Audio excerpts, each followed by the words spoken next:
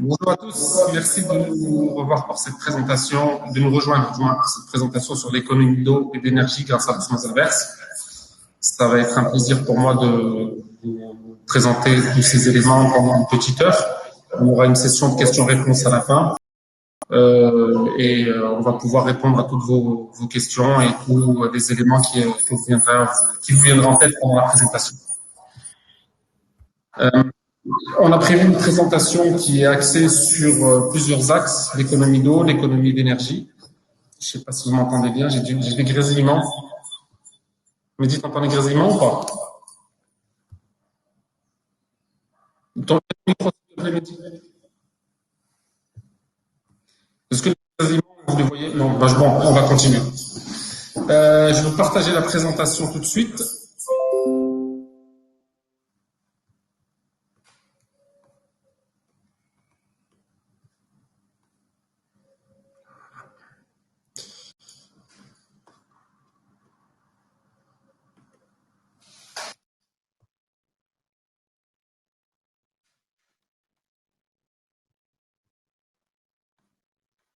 Mehdi, tu peux partager la présentation, s'il te plaît?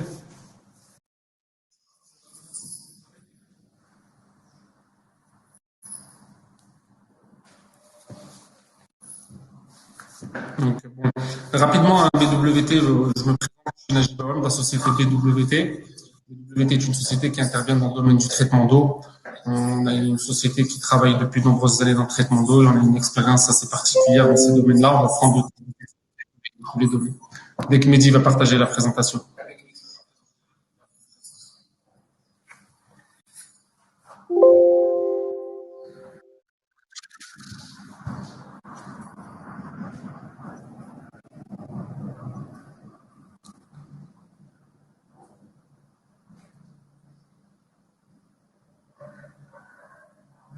Bon, je vois que Mehdi a quelques difficultés, donc je vais la partager. Non, c'est bon.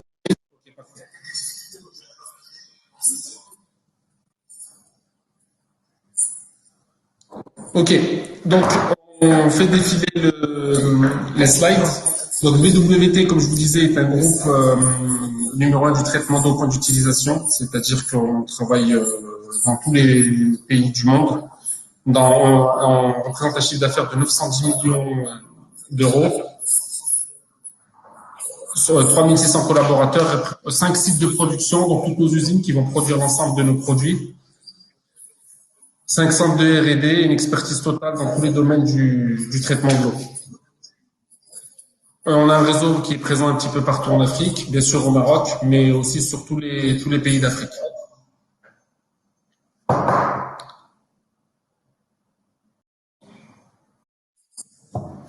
Mais dis, je vais partager la présentation parce que sinon ça va pas le faire. Tu peux départager.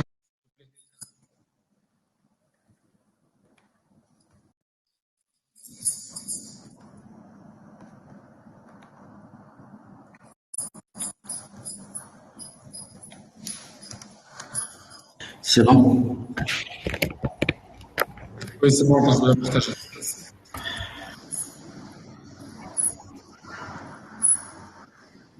Tu vois mon écran là, Mehdi? Ouais, je vois.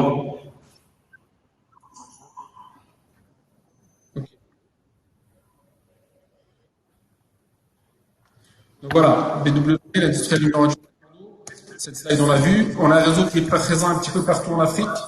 Donc une agence au Maroc, bien sûr, et puis tout un tas d'usines, tout un tas de distributeurs, de filiales en Afrique. On est présent au Maroc depuis 2009, mais on était présent depuis bien plus longtemps via un réseau de distributeurs. On a choisi de nous implanter en 2009 pour pouvoir apporter un service de proximité à l'ensemble de nos clients. BWT aujourd'hui, c'est des offres globales pour le milieu industriel. Donc, on va intervenir dans toutes les problématiques de l'industriel, donc les équipements, les produits formulés et les prestations de services qui vont avec l'ensemble de ces éléments. Alors, on a une approche par marché, un savoir-faire et des hommes spécialistes du métier. Donc, que ce soit dans le life science, l'agro, l'énergie, l'éco-industrie, la chimie, l'automobile. Beaucoup d'automobiles avec pour accompagner le développement du marché automobile au Maroc. Alors, On on fait intervient des, dans l'ensemble des outils. Vas-y, Mehdi, je te laisse. alors on intervient dans l'ensemble là où il y a l'eau dans l'ensemble des industries, que ce soit dans l'eau de process, eau d'ingrédients, eau de lavage, et on fait aussi les rejets. On fait tout ce qui est équipement, filtration sur médias, échange d'ions, technique membranaire, UV, ozone. On fait aussi les produits chimiques dédiés aux utilités, c'est-à-dire les produits pour le traitement des chaudières à vapeur, les tours de refroidissement, les procédés alimentaires et les stations de rejet. Euh,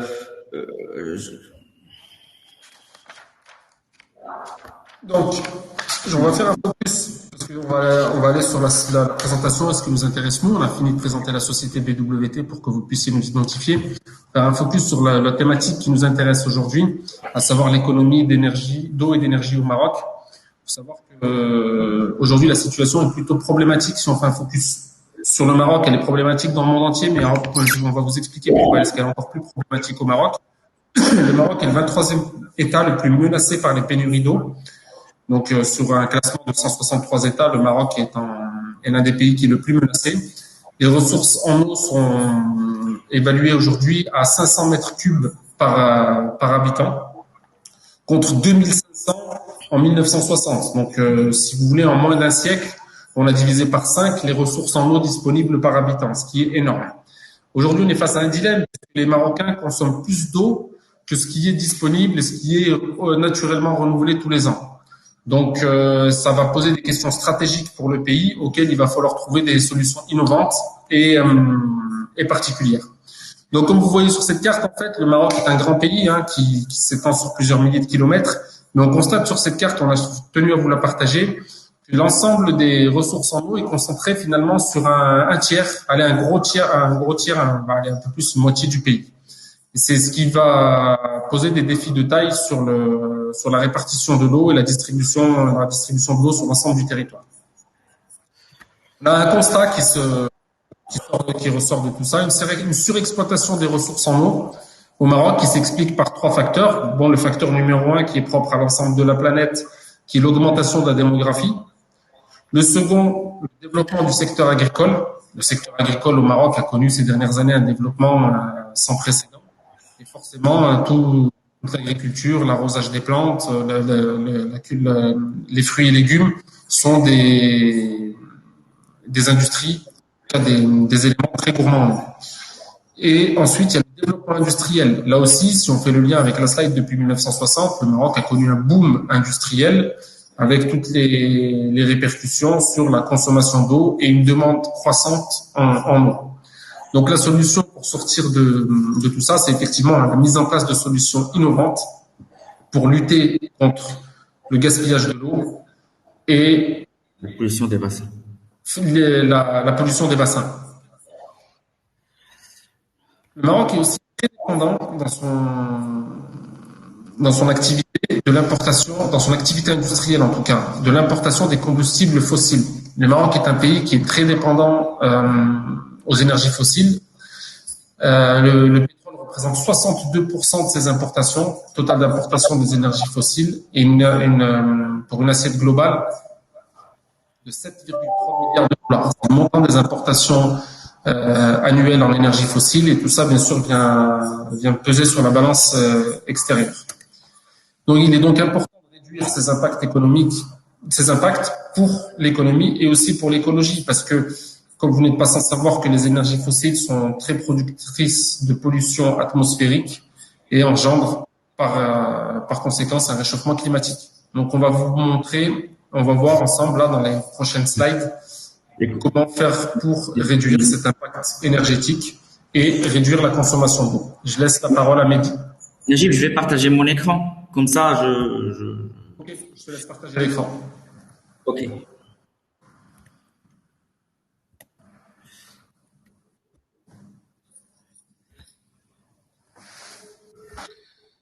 Alors,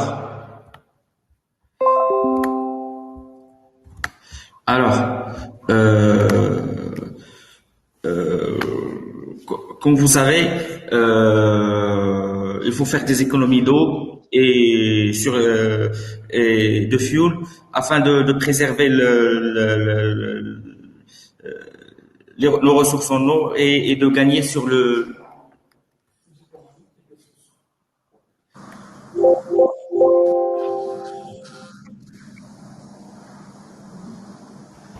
fuel. BWT, on fait tout ce qui est traitement, optimisation des utilités, genre optimisation des procédés pour générer de la valeur et améliorer la qualité d'eau et avoir un gain en énergie et de fuel et un gain en eau. Alors, exemple de chaudière à vapeur. Par exemple, on a une chaufferie de 5 tonneurs. On va voir comment on fait générer des économies en énergie et en eau. Alors, la chaudière, elle fonctionne comme suit. On a une eau d'appoint qui alimente une bâche alimentaire qui est envoyée pompée vers la chaudière qu'on appelle eau alimentaire. Une partie, la chaudière, elle fait vaporiser l'eau qui part vers un échangeur ou en contact avec le produit. Une partie, elle est vapeur perdue, une partie, elle est recyclée. Et la chaudière, on est obligé de faire des purges. Genre, sur une chaudière de 5 tonneurs, on a 1 mètre cubeur de purge, de l'eau perdue, et 1 mètre cubeur une tonneur de vapeur perdue. Alors, insister là-dessus, c'est-à-dire qu'à chaque fois qu'on utilise une chaudière, effectivement, il y a 1 mètre cube, c'est énorme, 1 mètre cube, d'eau qui est perdue. Donc, toutes les heures, on envoie 1 mètre cube d'eau aux égouts, ce qui est dommage. Oui. Ça, c'est pour juste une chaudière de 5 tonnes. Alors, rappel sur le phénomène de concentration de l'eau en chaudière. L'eau évaporée sous forme de vapeur ne contient pas de minéralité, c'est une eau en fait distillée. C'est une eau distillée. Les sels minéraux se concentrent donc dans la chaudière.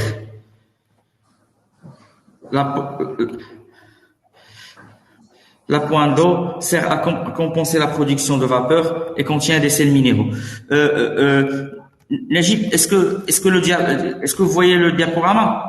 Oui, on va continuer, s'il te plaît. Comment? Tu peux continuer, on voit bien ton écran. Ok. Alors, l'apport d'eau d'appoint sert à compenser la production de vapeur et contient des sels minéraux. Afin de limiter le phénomène de dépôt d'entassage et de respecter les préconisations des fabricants de chaudières. Alors, là, sur un volume de 10 litres d'eau, nous avons une quantité de sel de 500 grammes. Ça veut dire une concentration de 50 grammes par litre. Alors, pour les chaudières, les préconisations constructeurs, il ne faut pas dépasser 4000 à 5000 mg par litre de salinité totale. Alors, sur le petit exemple d'analyse d'eau de la région de Casablanca, limite constructeur, on a une conductivité de 6000. La chaudière à vapeur, il ne faut pas qu'elle dépasse 6000. La pointe en eau adoucie, il est de 2000. Ça veut dire que nous avons un rapport de concentration de 3. Alors, si on prend cet exemple lui-même, avec un appoint de 2 mètres cubeurs, une purge de 1 mètre cubeur, une production de vapeur d'une tonne heure. Et on met une unité d'osmose inverse. Derrière, on a une qualité d'eau beaucoup plus pure, une qualité d'eau avec une conductivité inférieure à 100 microsiemens, ce qui nous fait un rapport de concentration de 60, voire 30. On peut atteindre 60. Alors là, dans cet exemple-là, on passe d'un RC de 6 à 30. Nous avons une économie claire et nette sur la purge. On passe de 1 mètre cubeur de purge qui correspond à 0,17 mètres cubeur de purge. On divise par 8 la purge. Et ça nous permet de faire des économies. c'est des économies d'eau, mais derrière ces économies d'eau, c'est une eau qui est en fait chauffée, et pour la chauffer, il faut gaspiller du fuel ou du gaz. Derrière, c'est une économie d'eau et d'énergie. Donc, ça veut dire il y a un différé de presque 0,83 mètres cubeurs de gain. Et une eau chauffée. Alors là, sur l'économie générée sur cet exemple d'une chaudière de 5 tonnes-heure, nous avons 40% de gain en eau adoucie qui correspond à 46 400 et 83% de rejet en moins, avec 5% de fuel qui correspond à 640 000 dirhams. Une économie. Mehdi nous a quittés. Je vais repartager l'écran puisque Mehdi nous a quittés. Je vais repartager le diaporama. Parce que c'est important ce que tu es en train de dire, Mehdi, hein, c'est que là, on touche au porte-monnaie. Souvent, quand on parle de gaz à effet de serre, quand on parle d'économie d'eau, on se sent moins concerné. Là, on va être tout de suite dans des choses qui sont plus parlantes pour nous au quotidien, à savoir le portefeuille. Et c'est important de voir quelles sont les économies qu'on peut réaliser grâce à l'osmose inverse. Donc, voilà. Non, là, ça reprend trop depuis le début, mais on va passer rapidement.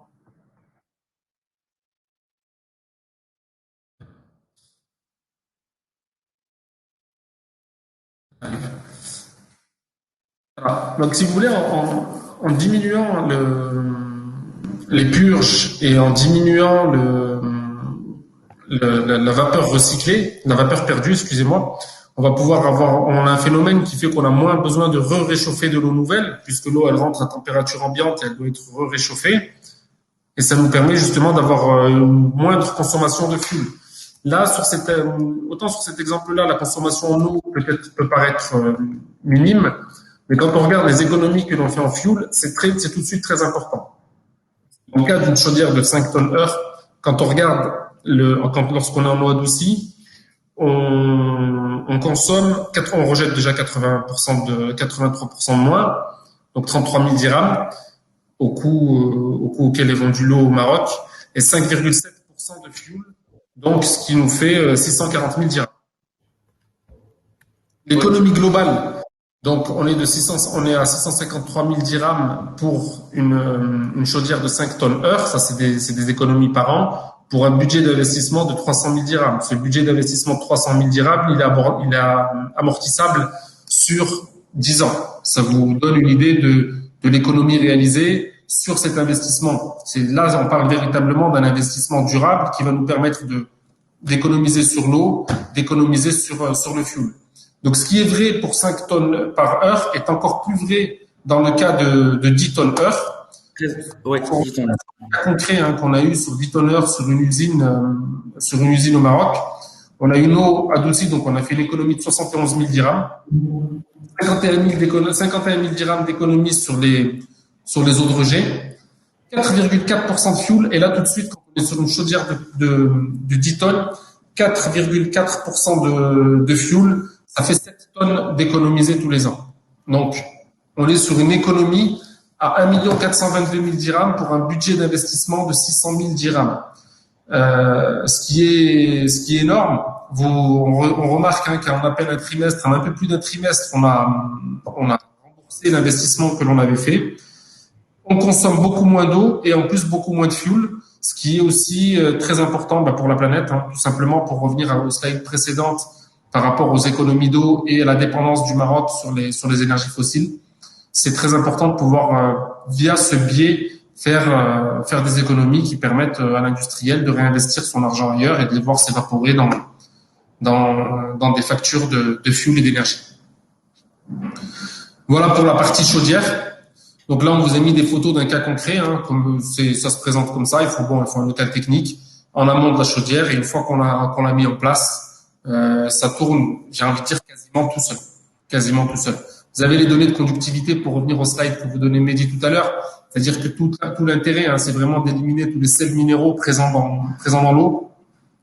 avoir un indice 2 pour pouvoir moins rejeter de l'eau, moins purger et pouvoir continuer à produire sans endommager sa chaudière. On va parler d'un autre sujet maintenant, puisque la chaudière c'est un peu technique, ça nous parle moins. Je suis désolé pour les gens qui sont pas forcément du domaine. On va parler d'un autre dossier sur lequel on va pas forcément s'attarder parce que je sais que ça fait l'objet d'une présentation juste après la nôtre et je vais laisser mes collègues développer plus longuement cette thématique. On va parler du plug and reuse. Plug and reuse, comme son nom l'indique, c'est le plug. Bon, plug, ça veut dire c'est pour venir se connecter, mais surtout venir réutiliser toutes les eaux perdues pour pouvoir éviter que cette eau soit gaspillée, envoyée dans la nature. Donc, on va parler de 3 R, 3 R pour des économies d'énergie. Donc, on va réduire la consommation d'eau. Forcément, l'eau qui n'est pas utilisée, l'eau qui est recyclée, elle n'est pas réutilisée, donc on va moins consommer d'eau. La réutiliser et la recycler. Donc, tout ça, bien sûr, pour répondre à toutes les thématiques de cette présentation. Le stress hydrique, d'accord. Donc pour avoir moins d'impact sur la planète. L'eau est une ressource épuisable, épuisable et altérable. On s'en rend pas compte parce que quand on va ouvrir notre robinet, on a de l'eau qui coule et on l'oublie. Et notre responsabilité, c'est d'assurer la sécurité des personnes et puis surtout assurer que nos enfants aient accès eux aussi à l'eau comme nous on y a accès. La croissance. Donc, si l'industriel pour produire plus, comme on l'a vu, le Maroc est un pays en forte croissance agricole, croissance démographique, croissance industrielle. Si on veut produire plus en ayant moins d'impact sur l'eau, il va falloir réutiliser l'eau qui est aujourd'hui envoyée aux égouts ou dans les nappes phréatiques sans forcément être retraitée. Donc on va faire des essais industriels pour voir les retraités et voir les résultats obtenus. Donc on va mettre en place des systèmes, des technologies qui vont nous permettre de retraiter. Souvent, c'est les eaux des effluents, les eaux des steppes, les stations d'épuration, dans toutes les activités, et elles vont nous permettre de voir si effectivement, avant d'aller sur un test grandeur nature qui peut être plus important, on va voir si la faisabilité, l'industriel y retrouve son compte. Mais en général, on y retrouve son compte, mais c'est quelque chose de très nouveau. Moi, je suis dans le traitement d'eau depuis une quinzaine d'années. Ça a été un grand sujet que beaucoup de mes collègues et confrères voulaient voir aborder, mais qui a mis du temps à se développer. Et aujourd'hui, on y est vraiment. On est vraiment dans le développement du reuse, c'est-à-dire la capacité à être en circuit fermé et à réutiliser l'eau qui va sortir des steppes. C'est laissé en 3 phases. On doit passer par une phase d'audit. Il y a malheureusement encore des industries qui ne peuvent pas bénéficier de ces éléments-là. Je parle des industries qui vont relâcher beaucoup de polluants. Souvent, c'est des industries comme les abattoirs et les industries très polluantes qui vont relâcher trop de matière malheureusement organique dans l'eau pour qu'on puisse le retraiter. Donc, il y a une phase d'audit, un essai, pour être sûr que effectivement nos calculs correspondent bien à ce qu'on s'était dit en amont, dans la phase étude. Comme vous voyez sur la deuxième slide, sur la partie numéro 2, c'est pareil, c'est un osmoseur qui va vous rappeler les photos qu'on vous a montrées pour les chaudières.